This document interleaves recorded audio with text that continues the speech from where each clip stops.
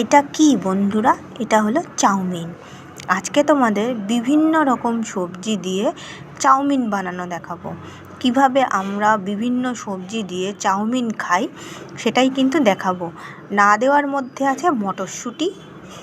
মটরশুঁটি দিলে টেস্টটা আরও ভালো হয়, তো মটরশুঁটি শুধু দিইনি, বাদবাকি কিন্তু সমস্ত আর গাজর ছাড়া সমস্ত রকম সবজি কিন্তু আমি দিয়েছি। নিয়েছি ব্রোকলি। ব্রোকলিগুলোকে আগে ভালো করে পরিষ্কার করে কেটে নিয়েছি। দিয়েছি বিনস, এরকম ছোট ছোট করে কেটে নিয়েছি। টমেটো, পেঁয়াজ, রসুন, ক্যাপসিকাম, ধনেপাতা আর নিয়েছি রসুনের পাতা। সমস্ত কিছু একসঙ্গে কেটে নেওয়া হয়েছে। এরপর নিয়েছি পপকর্ন বা ভুট্টার বীজ আর নিয়েছি পনির। তো আজকে এইগুলো দিয়েই কিন্তু রান্নাটা দেখাবো, কিভাবে আমরা চাউমিন খাই। আর পেঁয়াজ আলাদা করে রেখে দিয়েছি, ধনেপাতা আর কাঁচা লঙ্কাও রেখে দিয়েছি। এদিকে ব্রোকলিটাকে গরম জলে সিদ্ধ করে নিতে হবে, নাহলে কিন্তু কাঁচা কাঁচা থেকে যাবে। কাঁচা বাদাম নিয়েছি। কাঁচা বাদামগুলিকে ভালো করে ভেজে নেওয়া হবে। ব্রোকলিগুলোকে সিদ্ধ করতে দেওয়া হয়েছে, আর দেখতেই পাচ্ছেন ব্রোকলিগুলো সব সবুজ সবুজ হয়ে যাচ্ছে। হলুদ হলুদ থেকে কীরকম যেন সবুজ, গরম জলে পড়াতে কালারটা খুব সুন্দর একটা মিষ্টি কালার আসছে, কিন্তু দেখতে কিন্তু খুব ভালো লাগছে। আর ভালো করে নাড়িয়ে চাড়িয়ে নেওয়া হচ্ছে। কড়াতে সামান্য তেল দিয়ে বাদাম আর পনিরটাকে ভেজে নিয়ে আলাদা করে তুলে রাখা হবে। একদম শেষে রান্নার পরে দেওয়া হবে। পনিরগুলোকে পিস পিস করে দেওয়া হবে। বাদামগুলোকে ছাড়িয়েও দিতে পারেন, আবার না ছাড়িয়েও দিতে পারেন। কাঁচা লঙ্কা তেলের মধ্যে ছেড়েছি, পেঁয়াজ কুচি দিয়েছি, দিয়ে ভালো করে ভেজে নেব। এরপর দিয়ে দেবো রসুনের পাতার সাথে রসুন। স্পাইসি বানাতে হবে না, তো সেই জন্য রসুন পাতা প্লাস রসুন ভালো করে ভেজে নিচ্ছি, যেন কাঁচা না থাকে। কারণ চাউমিনটাকে কিন্তু আমি সেদ্ধ করব না, আর কোনো কিছুই কিন্তু সেদ্ধ জিনিস দেব না। এর মধ্যে না দেওয়ার মধ্যে আছে আলুও দিইনি কিন্তু। এই হলো চাউমিন। চাউমিনগুলোকে ঠান্ডা জলে মোটামুটি 10 থেকে 15 মিনিট ভিজিয়ে রাখবো, তাতেই কিন্তু আমার কাজ হয়ে যাবে। তারপর একটু ড্রাই করলেই কাজ হয়ে যাবে আমার। এরপর টমেটো বাটা দিলাম, টমেটো কুচি, আর দিলাম পপকর্ন, ভুট্টার বীজ দিয়ে ভালো করে ভেজে নেব।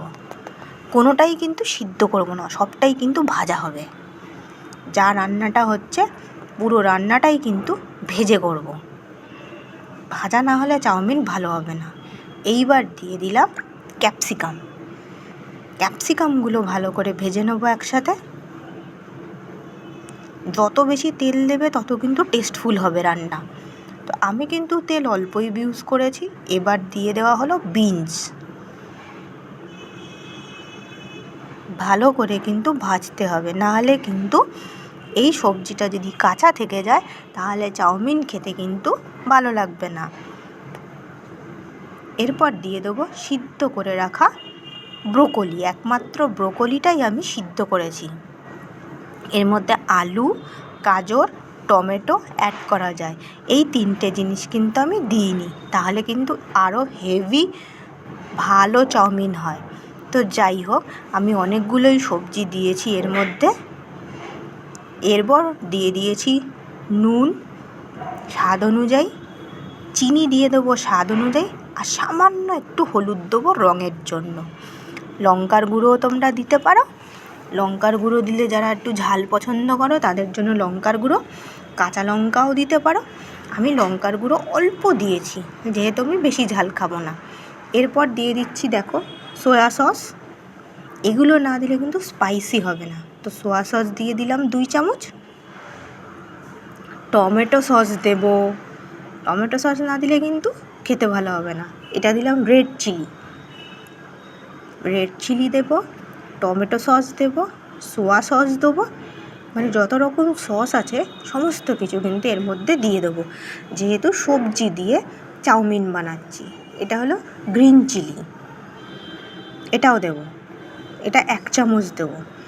আমি যেহেতু লঙ্কার গুঁড়ো অল্প দিয়েছি সেই জন্য এই সসগুলো ব্যবহার করেছি।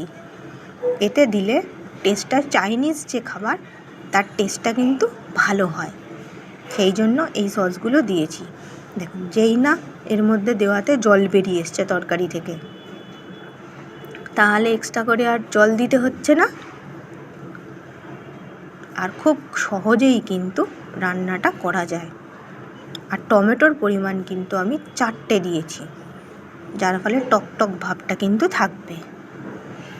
অন্যদিকে চাউটা মোটামুটি দেখতেই পাচ্ছ নরম হয়ে গেছে, একটু নাড়িয়ে চাড়িয়ে দেখে নিচ্ছি।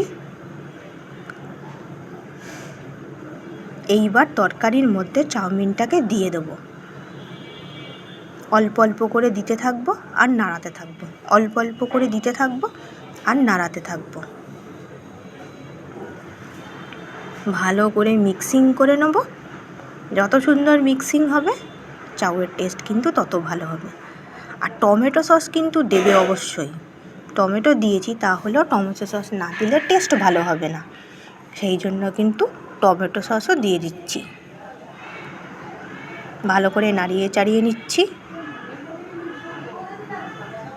দেখেছ, তৈরি হয়ে যাচ্ছে কিন্তু আজকের এই রেসিপিটা। দেখো, তৈরি হয়ে যাচ্ছে আজকের রেসিপিটা।